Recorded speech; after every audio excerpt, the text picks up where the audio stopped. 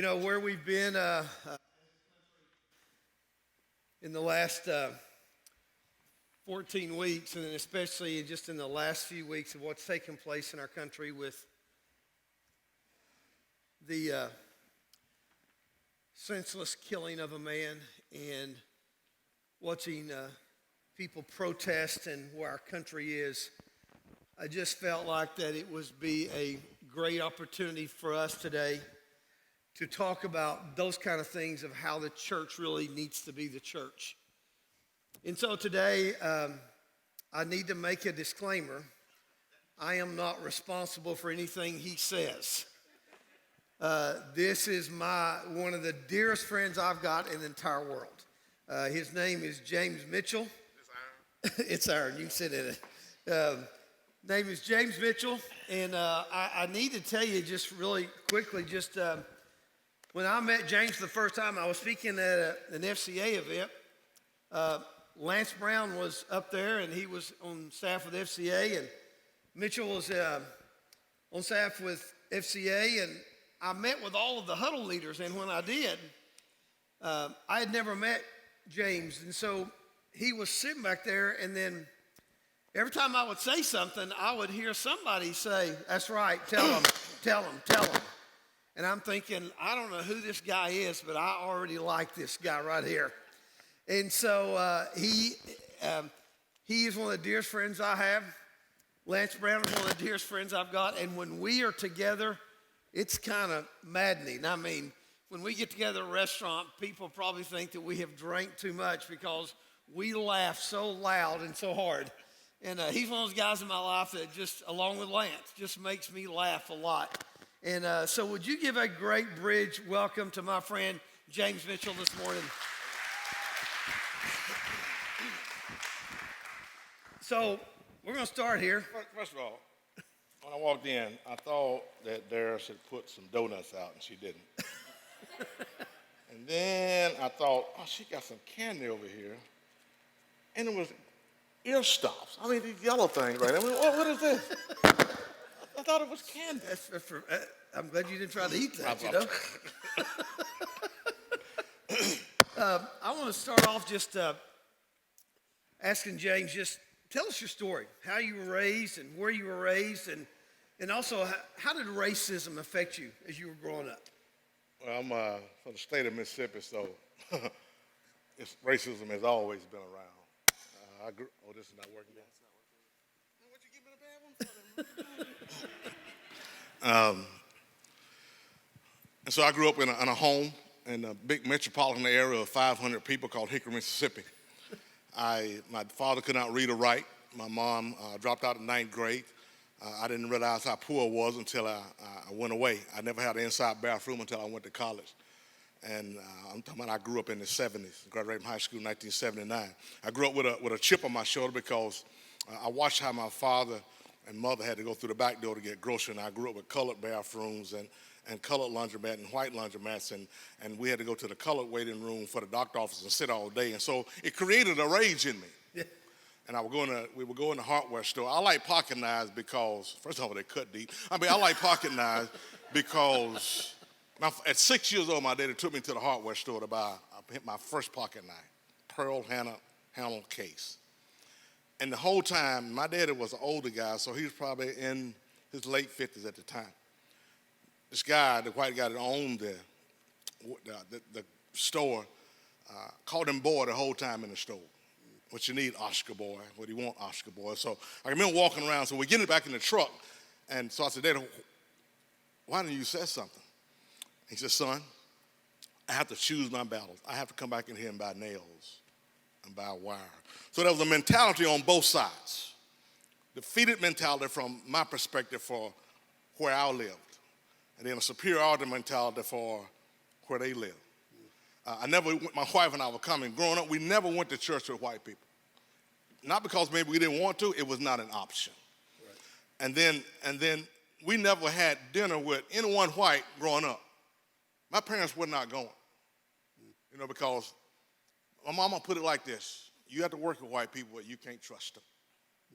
And so I grew up with that, and I grew up in that. So all of a sudden, that chip became my motivation. I had no one in my family ever going to college. I had no plans on going to college. I went to junior college, played ball. I didn't like school. My GPA showed it. You know what I'm saying? And I had some extracurricular By the way, that's not a color thing because I had that same yeah, problem. yeah. I didn't graduate cum laude. I graduated. Thank you, Lord. You know what I'm saying? and I had some extracurricular activity. I enjoyed the weed. You feel where I'm coming from? Okay. And so I'm working on a dairy farm, and two guys, my junior college coach called the barn. I got on overalls, no shirt, and rubber boots. He said, 2 coaches are coming to the barn to meet you. It's July. I'm thinking, this is my job the rest of my life, because that's what happens in my town. You graduate from high school and you get a job. You try to get a house or car. And so they come down and say, well, my dad will be home my dad worked in the woods at 6 o'clock. My mama cooked supper. In Mississippi, they call it supper. Right. So we send the supper, and white guy and a black guy, and the guy says, Mr. Mitchell, we'd like to offer your son a full scholarship to Central Arkansas. Now, I'd never been out of the state. And my daddy stops eating.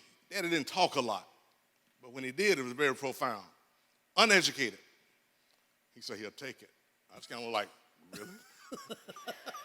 You didn't get a choice. I was like, okay then, you know what I'm saying? Now, I joined church when I was young. You know how your mama used to sit in the front and she looked in the back? That meant it was time for all us guys to get off the back row and come toward the front so we can get baptized. You know what I'm saying? Yeah. But I didn't know Jesus. So that night, the man said, well, do you want him to visit? He said, no, sir. So that uneducated man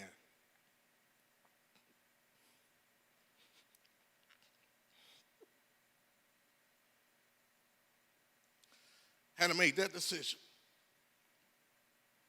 March the 1st, 1984, I gave my life to Christ for real. And the chip was removed with the cross. Wow. And it changed who I am and growth. Let's fast forward where we are now. So tell us how you got involved. Like right now, you're the chaplain for the Titans. But Mitch, how did that progress? Like, what were you involved with football all those years after college? I coached college football for about 15 years. That's where I met the African queen. My African queen's out here. Valerie. We've been married for 33 years this month. Can't believe she put up with me for 33 years. Yeah, Lance and I can't either. Yeah. I coached college football, and so I was driven to be a great black coach because I wanted to be better than the white coach. It still was in me. But I coached a unique position. I coached the offensive line, and we're not any black offensive line coaches that much in Division I football or Division I AA. So I was driven. So when I saw that I wasn't going to be able to proceed as a black coach and coaching offensive line, I met Valerie at the University of Arkansas where I was a part-time graduate assistant. I went in and I said, well, I'm going to coach black college football and be a head coach. But it was my main focus. But it was about proving something because of my blackness. Right. And so the good Lord stopped me in Nashville. Kind of funny being back. Coach at Tennessee State, head coach gets fired, I don't have a job. I know everybody in the country, white, black, green, yellow.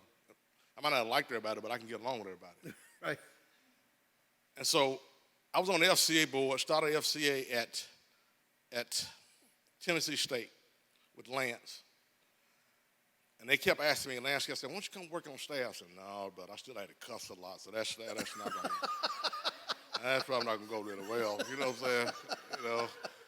I might take a glass of communion every now and then. You know what I'm saying? So I got some bad condition going on. You know what I'm saying? I got you. No, one thing I liked about Lance, now we're just as opposite as apples and onions. He might be the whitest man besides you that I ever known. You know what I'm saying? Yeah. But Lance asked me about my story, as you did. He got to know me before he even talked about any ministry. He said, I like this old country white dude. And so it was about the spirit that brought us together. Right. And so finally, I was waiting in Madison, Tennessee. I had taken my family through bankruptcy. I had lost my car. We had to move out of our house because I had no money. And I had sold all our jewelry to make sure that the kids had food to eat. And Lance and Steve Robson called one more time. I said, sure, I'll do it. You didn't have a choice. No, I don't know the job. What am I supposed to do? You know what I'm saying? And they wanted me to do inner city ministry. I never worked for no ministry. Never had no clue. And 3 hours later, 3 universities called and offered me a job. Okay, God, what's this deal? But for the first time in my life, I knew he was directing my path. So one of my mentors said, you treat what you're doing like you're coaching football, you're just coaching life now. And so with Lance help, man, we got inner city ministry in Nashville, and God just propelled it from that point. And so from there, see, tell us about, all the We moved universities. 13 times. It's amazing that Val is still with you. Yeah, pretty much, yeah. Each child born in a different state. We moved 2 weeks after each child was born.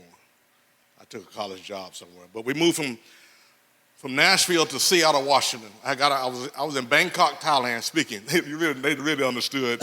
You know what I'm saying? Mississippi talk. You know, it was just watching the interpreter go. And so I had a job offer to work with every NFL team and every Major League Baseball team. So the guy called me and said, look, we'd like for you to work with Pro Athletes Outreach. I talked to Lance because we were having some problems. At that time, I became the chaplain for the Oilers when they first moved in town. Kind of ironic I'm back now. Yeah. And I said, Lance, what do you think? He said, man, I think you ought to go where God called you. So man, I was scared to death. Seattle, Washington. They don't have grits and sweet tea in Seattle, Washington. You do realize that, right? Yeah, I got you. But if I hadn't have moved there, it changed my wife and I perspective about church.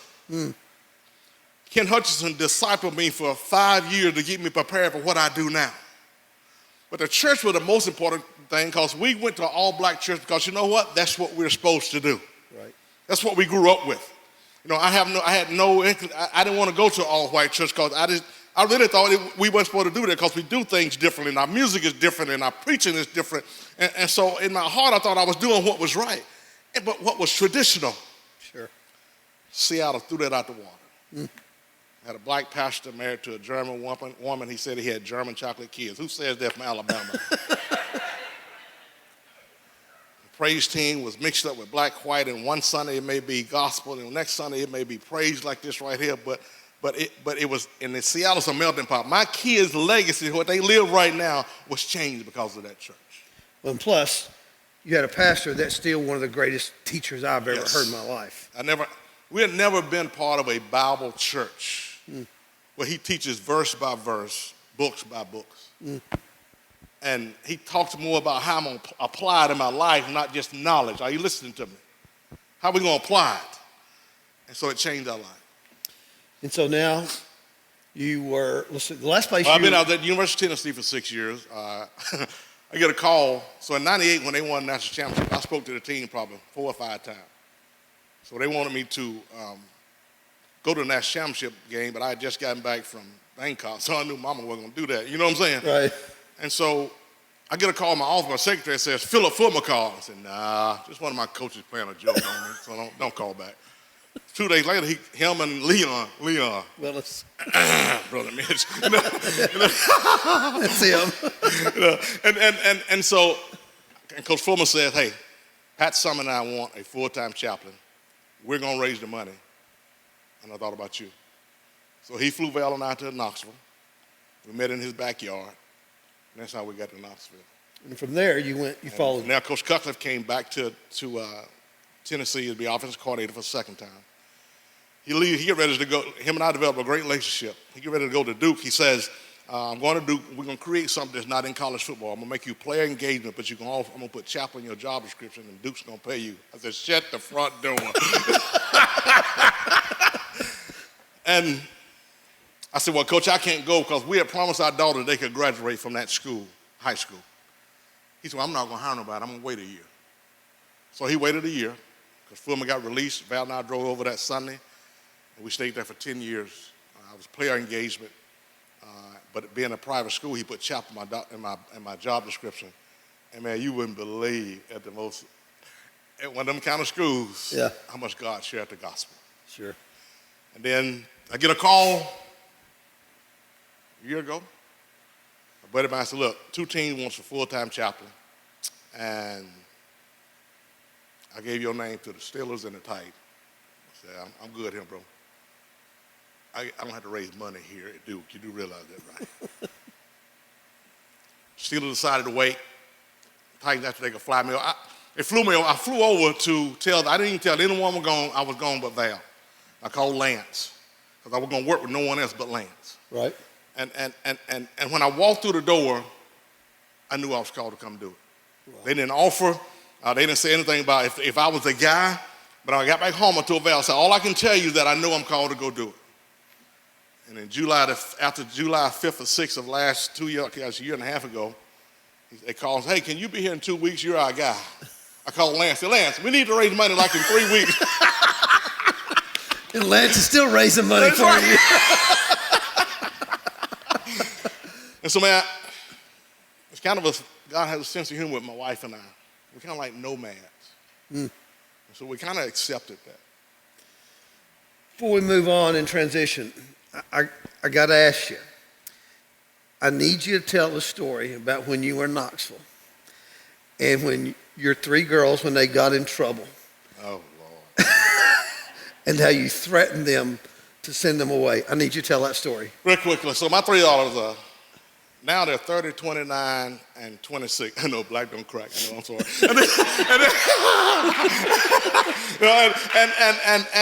And so at that time, they were like 14 there, 13. We had bought them a car, the most hoopiest Honda car you could see. And so the rule was they had to let their mother know when they were going away. So Val gets home, the 2 oldest ones are gone. And the youngest, they left the youngest one there. You know she's going to tell on them. So she tells on them that they've gone to some friend's house. And so she called me. I said, don't you come home in an hour.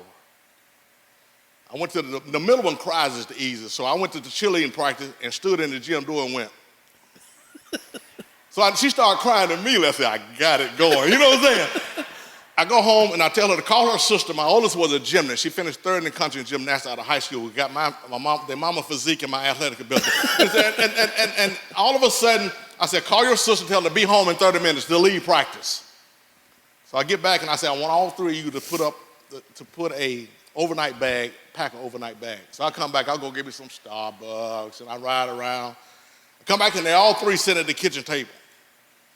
So I come in, I sit on the front, and I hit the table. Boom! I said, you disrespected my wife? I'm going to take y'all to spend the night in juvenile. You would have thought Jesus had returned. They were laying on the floor screaming and hollering and yelling. And so when I realized, oh, I got him good, I just kept ad-libbing, and Val comes in and looks over and just walks straight upstairs, And so finally, I called our police guy for the ball. I said, look, I'm going to call you. So I said, look, can you come pick up 3 girls? He said, oh, you can? Be in 5 minutes? I thought they were going to hyperventilate. Way down the road, about 5 years, maybe 10 years ago, we sitting at home and dinner. I said, yeah, y'all remember that time at the table? He said, yeah, Dad, I thought I was going to die. The baby girl said, I didn't even do nothing. And the oldest one is my knucklehead. Everybody got a knucklehead because she's like a dad. A knucklehead, And so I said, that was all a joke. What? We kept it going for years past that they thought that was real. So let's transition here. So how did you feel when you saw the video of George Floyd? A retract of my history. None. Racism is a sin, God. Are you listening to me? It's a sin. And so injustice is injustice regardless of who's getting hurt. But don't get it twisted. It is about black and white. Right now it's about nothing else. But it's always been about black and white, especially where I'm from. And we can hide that and not think about that. But for right now, the root of everything that's going on is black and white. And why in 2020? Why church is still all white? Why churches are still all black? Because we're not intentional about our relationships. That's what the problem. Because we're stuck on tradition. And can I step a minute? Come on. And so you think about this. I wasn't going to do this, but I am still. I'm sorry. Give me where was it? So this is what this says. For by grace you have been saved through faith, and that not of yourselves, it is the gift of God, not for works, lest anyone should boast. For we are his workmanship, created in Christ Jesus for good works, which God prepared beforehand and that we should walk in them. See, the gospel produces faith, faith produces love, and love produces the fruit of the good. And so what we've done, we've gotten away from the gospel. That's right. You know, the gospel is just not for to be evangelized with people. The gospel is for church folks to remember who God is. And so what's going to change this? I don't care what law comes around, what legislation comes around. It's when the church folk get back to the gospel. That's what's got to happen, man. Because, you know, they're looking at the church. I don't give a crap about no statement, about no post on all them idiotic, what them thing called? Social media. I mean, I don't care. Because, you know, a statement means nothing if there's no action to it. Yes, I was angry. Yes, I was frustrated. But you know why? Because as a black man, my mentor told me this, and I didn't understand that.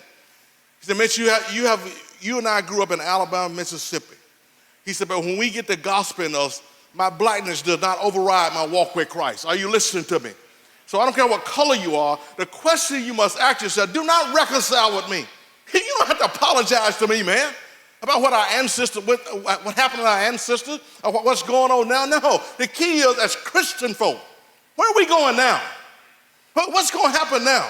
What's going to get our fire burning? And it has to be the gospel. Be intentional in relationship. We're comfortable being all white and all black. Or that's you know what? That makes me comfortable. We got to get to the point where we're comfortable with being uncomfortable. That's good. So you can't change the mind until you change the heart. Are you listening to me? You cannot change the mind until you change the heart. That's where it's got to work. For church people, if they're not saved, should they act any difference? Should anything be any different? No. And guys, I can't tell you racism is not going to go away. But we can change what the fruit is. I'm talking to Christian people that said that we love Jesus more than we love ourselves. He said that we have to deny ourselves and take up our cross. So you first start in your own home. As parents, what kind of conversation are you having in your own home? What happened when grandpa and grandma comes over, uncle comes over, and he says some things that are racist? How do you explain that? I'm sorry to spit on you. I'm not spitting on you. Okay, I'm sorry. I mean, how do you handle that? What kind of conversation do you have? It took moving for my wife and I to change who we are in Christ. Some of our family think we're renegade.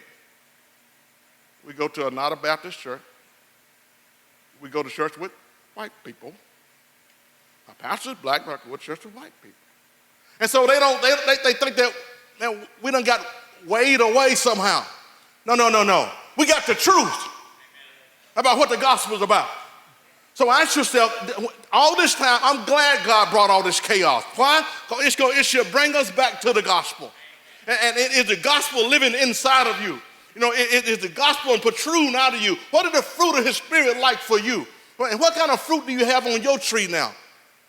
I'm not telling you as a white person to go out and find 10 new black friends.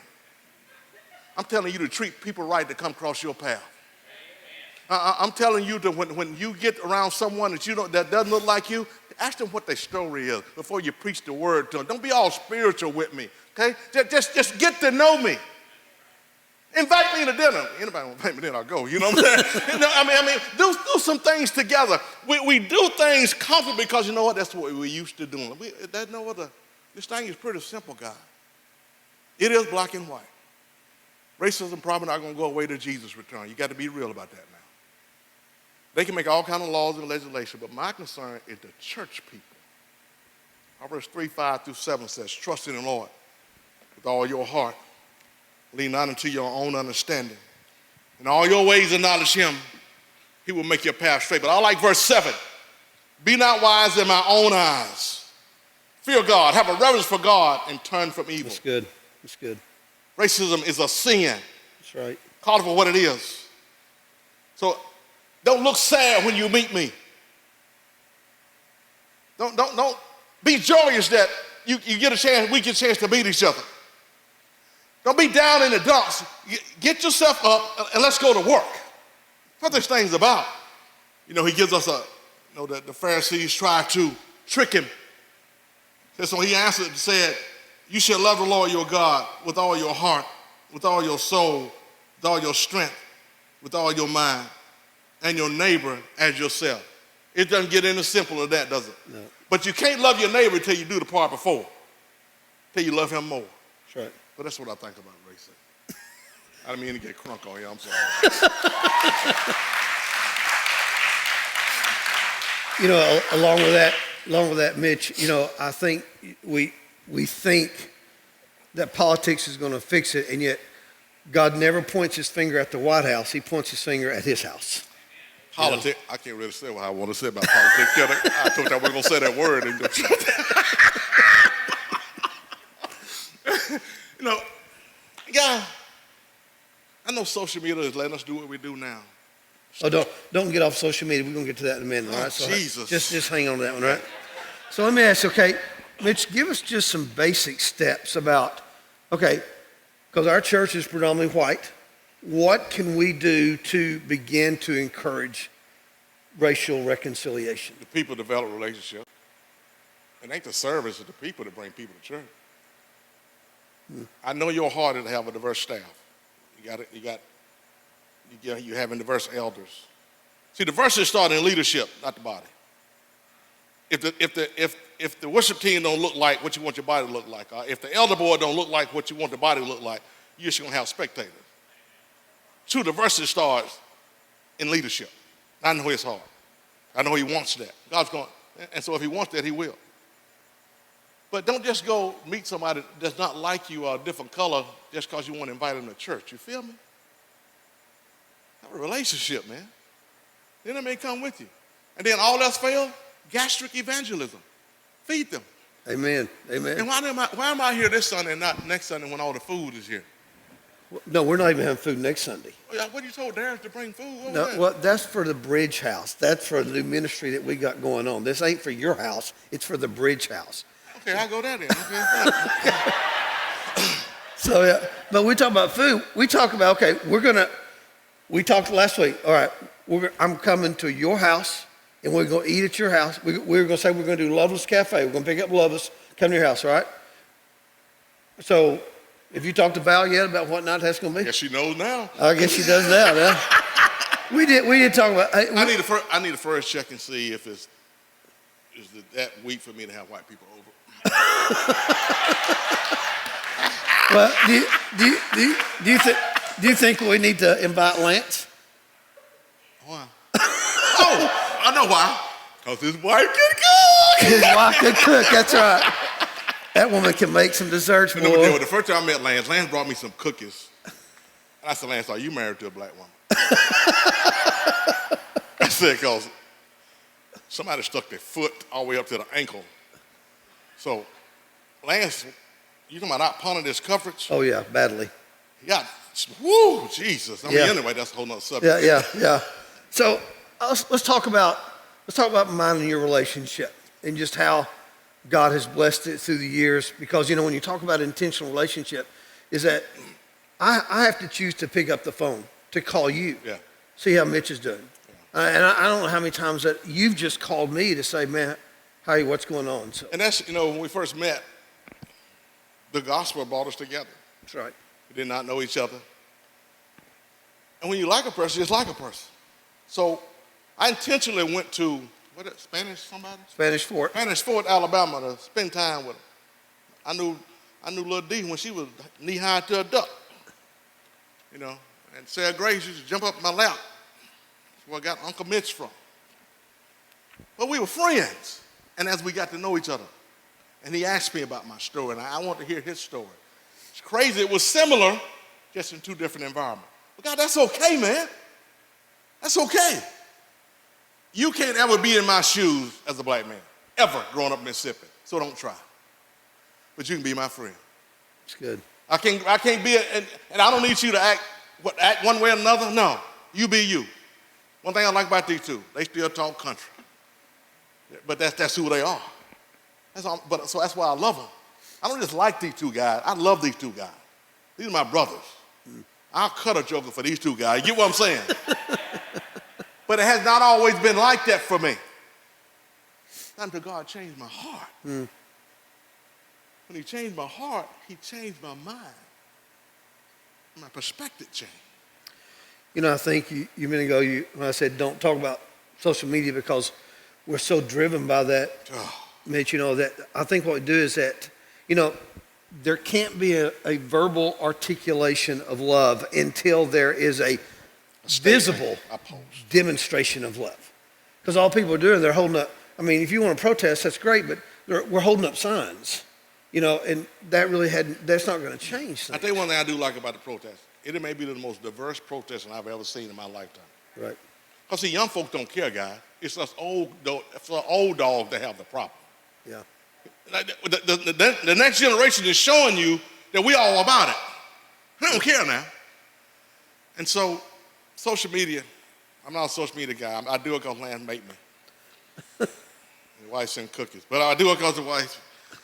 But you should not have to post a statement of how the church stands about racism. The church stands on the gospel. That's right. You know what I'm saying? And a statement is wonderful. Everybody getting out, they get all the information from Twitter feeds and TalkTick and Snapchat and all that kind of stuff. I don't know what it all is. And so all of a sudden, if you're getting up and reading your Twitter feed before you read your Bible, that's a problem. It's controlling you. If you're posting your life on Facebook and waiting to see how many people are going to give you back some info, that's the problem. Because you're supposed to post it to Jesus first, last time I checked. So it started to control us, guys. We're letting it control our kids. Are you listening to me? It has some good parts to it. But when it's controlling everything about me, when my child is more concerned about what someone just tweeted about her because they're bullying her and they never see that person, is that not a problem? But who lets it happen? So what I'm telling you, parents, step up to the game. You step up to the game. You step up to the game, you set the tendency in your home what it's going to be like. I didn't care. I told my girls, I'm not your friend when they were about 14, 15. You don't have to like me, but I am the alpha dog, I promise you. You don't pay no bills up in here. And so once they got that straight, because they had the option to leave at any time, but they like food and clothes. When I said, give me my phone, give me your phone, give me your phone. My oldest daughter used to slam doors. You know what I did? I took the door off the hinges. You know what I'm saying? She said her mama can't come in and look through her stuff, her privacy. You own nothing in here, girl. What's wrong with that kind of parenting? That's what God called us for, to give direction, right? That's why on Sundays, all this, let me get one more. Go ahead.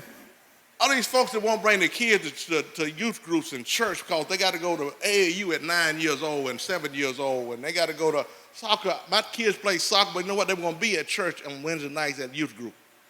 They won't come to church on Sunday before we went to a matinee. Sometimes we miss meets because, you know what? An 8-year-old didn't need to be at a meet on Sunday. That was a family choice.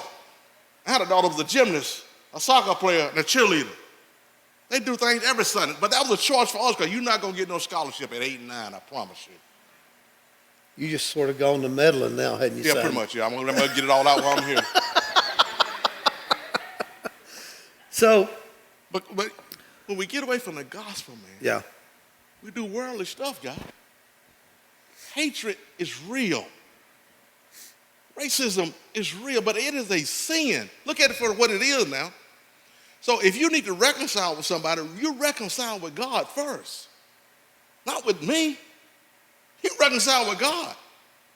The gospel is like a train. It's the engine. It's the juice. We caught on as a cart, as one of the, what do you call them things? Caboose, cart? The caboose, the cart, whatever it is. And we trail them behind the engine. But when we remove the gospel, it's like we're sitting on the track, not moving. This is what makes us go. Yeah. So as we wrap up, Mitch, let me ask, what do you think is that we're missing about Satan's part in all of this? Because he's having a field day with what's going on. Separation, black and white, is just like separation from this gospel. It makes it a lie. It said I can't love my neighbor. And it says making a mark. I think making a marker at churches. Churches are not intentional in doing stuff together. You might not ever have half and half. But do we do stuff together? My church is called Good Hope Missionary Baptist Church in Mississippi. It was out of a white church called Good Hope Missionary Baptist Church. I guess 2009, 2010. They decided to do church together. My mom called me crying because people on both sides said they would not come because it's not supposed to happen like that. That's in the late 2000s, guys. Relationships. The body has to develop relationships. That's not your job, man. Your job is to teach this word. To teach this word. And guys, don't try to fix stuff. Be part of stuff. Only you and I can develop relationships. So first start in your home. What are you teaching? What kind of understanding you're giving them? And then you start in your community, your neighbors. My wife and I did something this corona thing.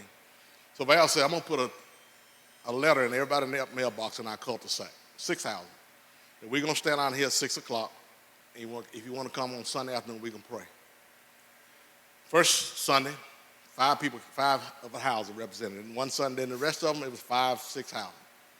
And they're all different colors, and they're all young. We're the oldest one and the darkest one in that cul-de-sac. I do realize that. But I know my neighbors now like you would not believe. The two next door just bought the house, and they're millennium, but they needed somebody to marry them. Guess who's going to marry them in October? James Mitchell. Ain't God got a sense of humor? But I guess you have to share my story with them. Yeah. Share my story. My wife, God didn't put my wife hard. We need to get our cause. We don't do that no more, man. Right. We don't check on them. I check on you because I love you. I check on them because I love them. That's where we are, man. So check your own house first. Reconcile your own heart first before you think you need to apologize to me. What happened with that man is real. I feel sorry for the policeman that's trying to do it right because 4, 5, or 6 have destroyed the whole thing. That's what I feel sorry for. You know, and so if that guy's, that's his heart, he was going to do it to somebody else, to another black man down the road. Yeah. But it's real. I'm glad I don't agree with the looting and all this kind of stuff and stealing, because stealing stuff is stealing. But it has created chaos for the church to see where we're going to stand. Are we going to go by what Twitter tells me, and CNN and Fox, and that other guy? We won't talk about politics. You know, are we going to concentrate on that? Are we going to draw close? He said to draw near to him, when he would draw near to us. Not Twitter, not Instagram, not Facebook, but the gospel. I'm talking to Christian people now. I'm talking to Christian people. Reread the Gospels to see what God has done for us, what he's already done. We got no fear now. That's right. Let me read this as we wrap up. In 2 Chronicles chapter 15, this is what it says. Start with verse 3. It says, "For a long time Israel was without the true God, and without a teaching priest, and without law." Kind of sounds like where we are right now in America, doesn't it? We don't look at God's law at all. We don't look about somebody teaching the Word of God. And then he goes on to say, "But when in their distress they turned to the Lord, the God of Israel, and sought him, he was found by them. In those times there was no peace to him who went out, or to him who came in, for great disturbances afflicted all the inhabitants of the land." And it says they were broken in pieces until they sought after the Lord. Let me just tell you, it is impossible to fix the racial until you fix the spiritual. That's right. It doesn't happen. That's right. I'm going to ask everybody, if you're watching online, if you're sitting here, can I ask you just to bow your head and close your eyes?